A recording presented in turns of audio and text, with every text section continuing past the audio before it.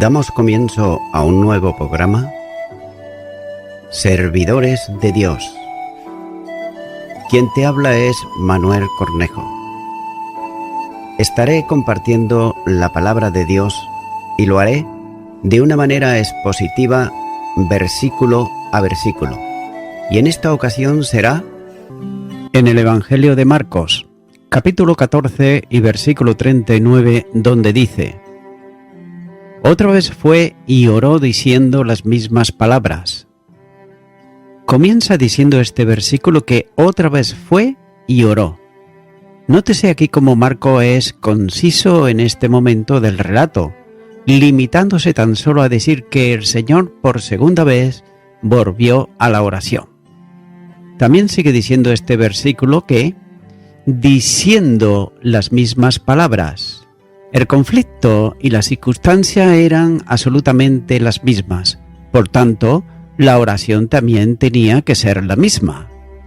Ahora bien, no significa esto que las palabras fuesen idénticas, pero sí que era la misma petición, ya que como en la anterior, también aquí el Señor expresa la misma sumisión a la voluntad del Padre, y esto le llevaría a beber hasta lo último, es decir, la copa que le era presentada. La confrontación en este segundo tiempo de oración fue tan intensa que, según Lucas, dice que Dios envió a un ángel para fortalecerle. Lucas, capítulo 22, versículo 43, dice: Y se le apareció un ángel del cielo para fortalecerle. Ya se ha considerado antes la suficiencia para valorar la situación personal del Señor, que en su naturaleza humana se enfrenta a la muerte espiritual, pero que representa la separación de Dios como sustituto por cada uno de los pecadores. Y por otro lado, el conocimiento sobrenatural de Jesús en la naturaleza humana del Hijo de Dios es limitado y solo dotado de él por comunicación expresiva de la persona divina que lo sustenta, y de ahí que exista en él el desconocimiento en su humanidad de lo que es plenamente conocido en su deidad, lo que supone, por otro lado, que la comunicación de idiomas entre las dos naturalezas se haga a través de la persona divina. En ambas tienen existencia. Y note cómo la persona divina del Verbo conocía la solución del problema, que eso suponía en toda la dimensión, pero que sin embargo la naturaleza humana del Señor se ve conmocionada ante una situación por la que habrá de pasar, que según la Escritura comprendía la experiencia de la muerte espiritual. Y esa situación de desamparo comprende en la ruptura de la comunión con Jesús el Salvador del mundo, que desde su humanidad siempre vinculada a la segunda persona divina y subsistente en ella, sufría la experiencia a causa de haber sido cargado con el pecado del mundo. Téngase en cuenta que este Salvador era considerado como sacrificio expiatorio por el pecado. La segunda carta a los Corintios, capítulo 5 y versículo 21, dice: Al que no conoció pecado, por nosotros lo hizo pecado, para que nosotros fuésemos hecho justicia de Dios en él. En ese estado de separación, recibía el trato correspondiente al estado de maldición, para que los perdidos pudiesen alcanzar de esta manera la bendición de Dios en él. Gálatas, capítulo 3, los versículos 13 y 14 dice: Cristo nos redimió de la maldición de la ley, hecho por nosotros maldición, porque está escrito: maldito todo el que es colgado en un madero, para que en Cristo Jesús la bendición de Abraham alcanzase a los gentiles, a fin de que por la fe recibiéramos la promesa del Espíritu. La experiencia de la muerte espiritual tiene lugar cuando el juicio de Dios por el pecado desciende sobre el inocente Cordero de Dios que lo quita en la cruz. Juan, capítulo 1 y versículo 29, dice: El siguiente día vio Juan a Jesús, que venía a él, y dijo: He aquí el Cordero de Dios que quita el pecado del mundo. Todas las ondas y las olas del juicio divino descendieron sobre Jesús en las horas en que el Padre le desampara para ampararnos a nosotros. El Salmo 42 y versículo 7 dice: Un abismo llama a otro a la voz de tus cascadas, todas tus ondas y tus olas han pasado sobre mí. En esos momentos estaría en el pozo profundo cenagoso de la desesperación, donde no tenía apoyo para sustentarse personalmente. El Salmo 40 y versículo 1 dice: Pacientemente esperé a Jehová, y se inclinó a mí y oyó mi clamor. Una experiencia semejante era totalmente extraña para Cristo, ya que la dimensión de la separación del Padre a causa del pecado le sobrecoge, le conmociona, le conmovía y llenaba de angustia vital.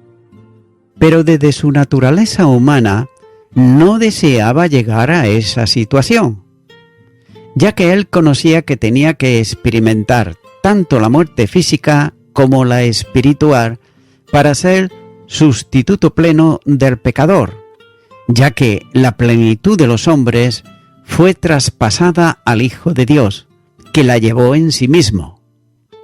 Con todo, quedaba por resolver el asunto de la penalidad de la eterna separación de Dios a causa del pecado, ya que la demanda de la justicia divina había de ser cumplida en su totalidad sobre el Hijo. Y es verdad que un solo instante en la dimensión de la muerte, tanto física como espiritual, de Jesús, suponía una dimensión infinita, puesto que no se trata de la vida de un hombre, sino de la vida humana del Hijo de Dios encarnado, lo que le otorga un grado infinito, y en tal sentido, el hombre Jesús, sustituto de los hombres, lo es de todos, por cuanto es la vida del Hijo de Dios, la que se entrega por los pecadores. Y también de la misma manera, un instante de separación de Dios en la experiencia de la muerte espiritual es suficiente para sustitución, por cuanto es de dimensión infinita, para alcanzar la sustitución vicaria de todos los creyentes. Es por eso que Jesús ora al Padre para que su vida física le sea restaurada en la resurrección, tal como estaba profetizada, y la comunión con Él le sea devuelta antes de entregar su vida física voluntariamente en la cruz y morir físicamente. El Señor fue oído en su oración, de modo que en la cruz experimentó la muerte espiritual en la separación del Padre por causa no de su pecado, sino del pecado del mundo. Y antes de morir, fue restaurado en la comunión de la humanidad con el Padre, dando Dios por satisfecho el pago de la penalidad establecida por el pecado del mundo, y de ahí que ya no sea dirigida al final del tiempo de la cruz, como Dios mismo, sino de nuevo como Padre. Finalmente, se produce su muerte física siendo resucitado y revistiéndose de inmortalidad y gloria, volviendo un momento más a la copa que mueve la oración del Señor. Se llega a límites que no es posible entender y son insuperables para el hombre por el silencio de la Escritura. Por tanto, debe de llegarse a la conclusión que la copa comprendía la experiencia de la muerte física, la responsabilidad penal por el pecado, la separación del Padre y la entrega de su vida en precio de rescate. Y en todo esto se alcanza la suma expresión de la obediencia, entrega y sumisión al Padre. Cuando dice en Filipenses capítulo 2 y versículo 8, haciéndose obediente hasta la muerte. Continúa ahora con el versículo 40, donde dice, al volver otra vez los halló durmiendo, porque los ojos de ellos estaban cargados de sueño y no sabían qué responderle. Comienza diciendo este versículo que al volver otra vez los halló durmiendo. Notamos aquí una segunda vez cuando vuelve al lugar donde estaban los 3 discípulos y de nuevo los encuentra durmiendo. Pero antes de irse de ellos para orar, les mandó velar y orar, pero sin embargo, y nótese, no cumplieron el mandato del Maestro. Continúa diciendo este versículo, porque los ojos de ellos estaban cargados de sueño. Vemos aquí la razón justificada de aquello, es que los ojos de ellos estaban cargados de sueño. Y por otro lado, el verbo expresa el sentido de cargar sobre. De modo que el sentido aquí es que los ojos se cerraban por la carga precisamente del sueño. De otro modo, aquellos 3 eran incapaces de mantener abiertos sus ojos, de modo que no le quedaba otra alternativa que dormirse. Pero sin duda, la causa es otra. Cuando el corazón siente la carga por la oración, los ojos se descargan del sueño. Y el Señor estaba solo en todo el proceso de su agonía. Sigue diciendo este versículo, y no sabían qué responderle. Vemos aquí como los 3 discípulos, ellos no sabían qué responder a aquella situación. E incluso el sueño que había caído sobre ellos le impedía buscar palabras razonables. El sopor en que se encontraban constituía un recuerdo vergonzoso para Pedro, cuando dio a Marcos el relato de lo que había pasado aquella noche. Sin embargo, no hay reproche alguno que se registre en el relato de Marcos por parte de Jesús, ya que da la impresión de un silencio absoluto por parte del Señor.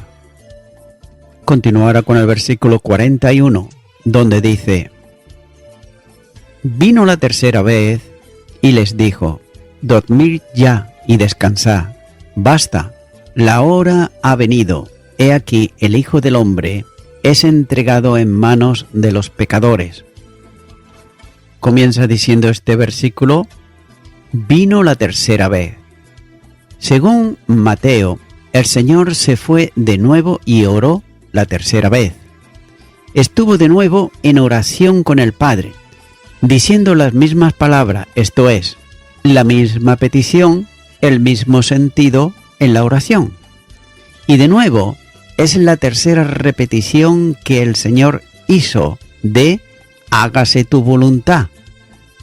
Note cómo la agonía terminaría después de la tercera oración, ya que aquella agonía era la puerta de la etapa de sufrimiento intenso, la entrada en el cumplimiento de lo que el calificativo dado en la profecía suponía como varón de dolores, experimentado en quebranto. Isaías capítulo 53 y versículo 3. Al salir de Getsemaní, es necesario guardar un profundo silencio de reverencia respecto hacia la intensidad de la agonía del Señor, producida como antesala de la cruz, descalzando nuestros pies para adorar al que soportó todo esto por amor de nosotros. La agonía de Getsemaní es una provisión de segunda esperanza para el cristiano en la aflicción, el conflicto y la prueba. Jesús, Él nos está dando el ejemplo de cómo superarla mediante la oración intensa que vierte en la presencia de Dios la carga de la prueba, rogando por otro lado al Padre del cielo que actúe como Él quiere y que se haga su voluntad y prevalezca sobre la nuestra, pero que del trono de gracia vengan los recursos que necesitamos en esa situación. Santiago capítulo 1 y versículo 17. La oración en la angustia no consiste en pedir a Dios que la retire de nuestra experiencia personal, sino que nos dé la fuerza necesaria para soportarnos firmes en ellas. En el momento de mayor intensidad, cuando sentimos que todo se desmorona a nuestro alrededor y la angustia atenaza nuestra alma, debemos saber que no permitirá que ésta vaya más allá de lo que podamos soportar. Pero aún así, cuando la intensidad del conflicto sea grande, debemos también de entender que nuestro Padre no permitirá nada que sea perjudicial para nosotros, ya que el Dios de paz puede dar paz en toda circunstancia, prometiendo darnos fuerzas para que seamos capaces de llevar la carga. Note lo que dice el Salmo 55 y versículo 22, donde dice: Echa sobre Jehová tu carga, y Él te sustentará, no dejará para siempre caído al justo. Él mismo estará con nosotros en la angustia para fortalecernos.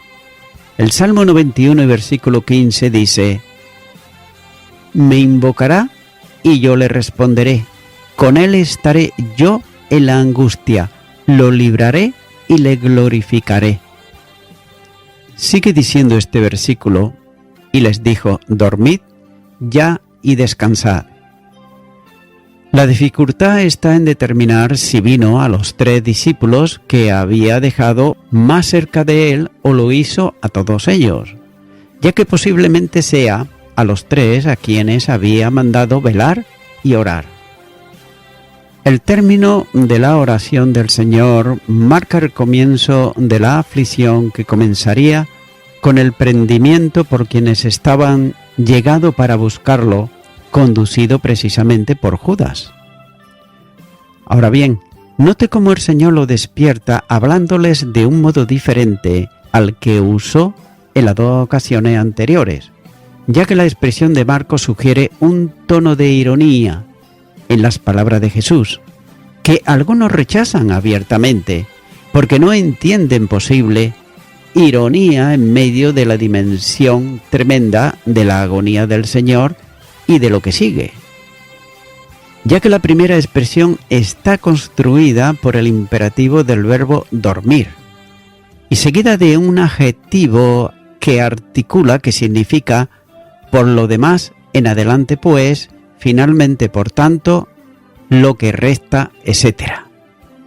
Y cerrando la fórmula con el imperativo del verbo que equivale a descansar. Por otro lado, algunos eruditos consideran esto como una pregunta, como si le dijese: ¿todavía durmiendo? ¿Todavía descansando? Sin embargo, no es necesaria esta traducción, considerándola simplemente como se aprecia en el texto, esto es, como una instrucción que el Señor da a los discípulos. Sin embargo, la opinión, por otro lado, de Thomas Robinson es diferente, cuando dice: esto constituye una ironía llena de pesar, obstina concesión llena de reproche. Por lo que a mí respecta, podéis dormir y reposar indefinidamente.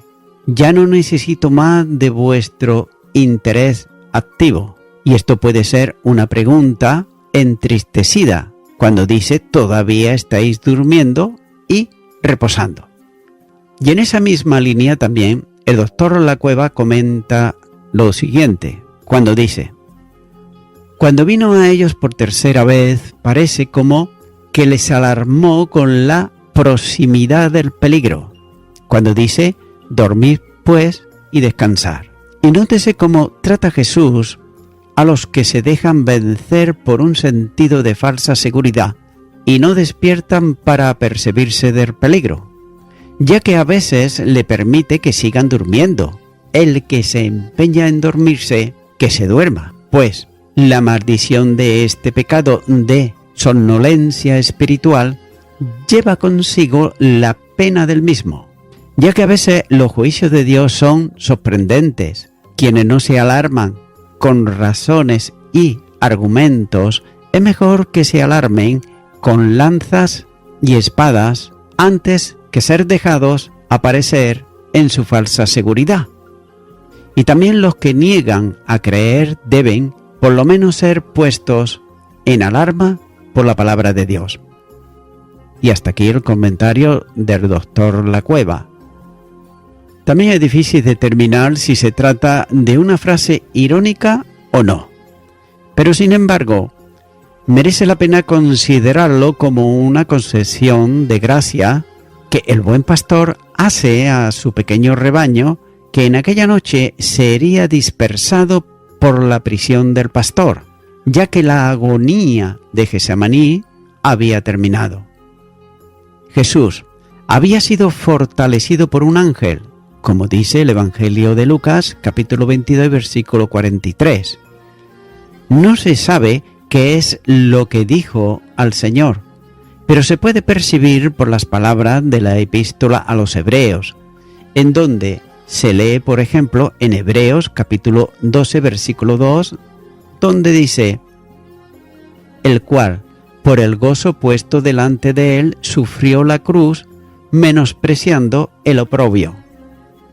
La paz llenaba por completo el alma humana de Jesús, antes sujeta por otro lado a una angustia mortal, ya que tenía la seguridad de haber sido oído y también respondido conforme a lo que le causaba terror.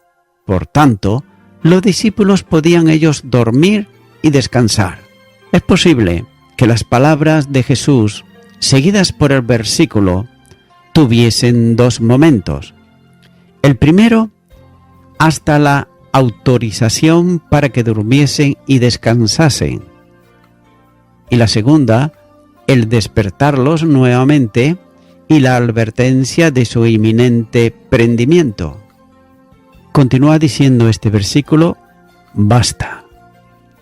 Notamos aquí una nueva dificultad, que está en determinar el sentido de esta palabra.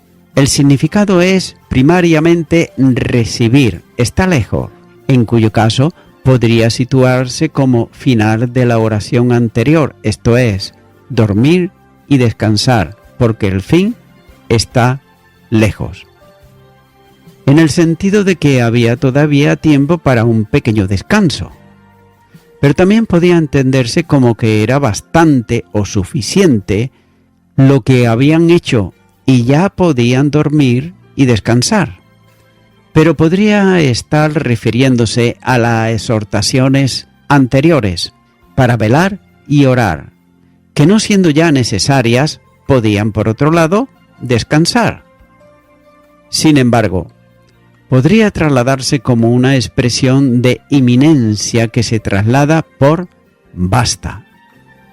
Y en ese caso, el Señor dejó que los discípulos durmiesen y descansasen, hasta que llegó el momento en que iba a ser paso y lo despertó con un basta, es decir, basta de dormir y descansar. Continúa diciendo este versículo: la hora ha venido, he aquí el Hijo del Hombre es entregado en manos de los pecadores. La hora había llegado, es decir, la hora prevista para la entrega del Hijo del Hombre se había cumplido ya. Es por eso que la hora referida exclusivamente al tiempo del prendimiento es una interpretación muy limitada. Más bien, debe de entenderse a que había llegado la hora para hacer la redención. Era la hora mesiánica, determinada eternamente para que el Hijo de Dios diese su vida por el pecado del mundo. Y note cómo aquí alcanza la cima más elevada en el ministerio de la redención, ya que el Hijo del Hombre iba a ser entregado en manos de los pecadores. Por otro lado, la traición de Judas era el modo de llegar a esta hora anunciada y establecida en el plan de redención, como dice Gálatas capítulo 4 y versículo 4. Y note que nada en la vida del Maestro quedó al azar, nada a las circunstancias, ya que todo había sido previsto y todo en ella se cumplía conforme al eterno propósito de Dios. Había habido un tiempo para el ministerio público de Jesús, que había ya terminado, y ahora se abría el proceso de redención con la muerte del Salvador. El Hijo del Hombre era entregado en manos de pecadores porque había llegado su hora. Y voy concluyendo con esto. Acabo de leer cuando le dijo el Señor a los discípulos: dormir ya y descansad. Vemos aquí como los 3 discípulos, ellos permanecieron indiferentes, no solo a las necesidades de Jesucristo en aquel momento, sino también a su propia necesidad de fortaleza y vigilancia para vencer la tentación a la que tendrían que enfrentarse todos los 11. Los discípulos debían aprender que la victoria espiritual es de aquellos que permanecen alerta, es decir, en oración, y están también dependientes de Dios, y que la autosuficiencia, por otro lado, y la falta de preparación espiritual solo conduce al desastre. Amigo y amiga oyente, se puede aprender de la manera de actuar de los discípulos que toda persona que se cree autosuficiente y tampoco confía en Dios, que los tales irán en muchos casos al desastre, tanto espiritual como también material. Es por eso que, mi amigo, mi amiga oyente, toda persona empieza confiando o creyendo en Jesucristo cuando le permite que Él venga a su corazón y lo reciba como su único y suficiente Salvador, ya que Dios no envió al mundo una religión, sino que mandó a un Salvador, a Jesucristo. Por tanto, yo te animo ahora, si tú antes nunca has recibido a Jesucristo en tu corazón, y conforme hemos estado compartiendo de la autosuficiencia, de la dejadez del hombre natural, que tú puedas ahora por un acto de fe recibirle en tu corazón como tu Salvador. Ora conmigo y di ahí a donde estás y repite: Señor Jesús, ciertamente he estado dormido, dormida espiritualmente mucho tiempo, descansando en mí mismo. Ahora vengo delante de ti y te pido perdón por todos mis pecados y me arrepiento de ellos. Y a partir de ahora te acepto como mi único y suficiente Salvador, creyendo y descansando ya en ti desde ahora y para siempre. En el nombre de Jesús. Amén.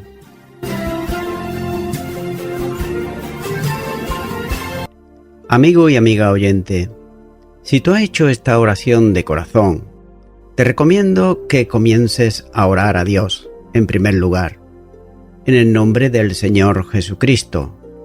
Orar a Dios no es rezar, sino que es hablar con una persona.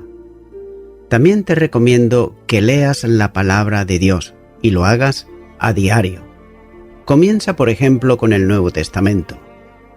Y también, por último, te recomiendo que para que puedas crecer espiritualmente, te congregues en una iglesia cristiano-evangélica, donde se predique, se enseñe y se practique la sana doctrina y la palabra de Dios. Congrégate ahí y con el tiempo podrás crecer espiritualmente y también servir al Señor Jesucristo. Que Dios te bendiga. Y a toda la audiencia, nuevamente ya me estoy despidiendo de todos ustedes y será hasta el próximo programa. Que Dios os bendiga a todos.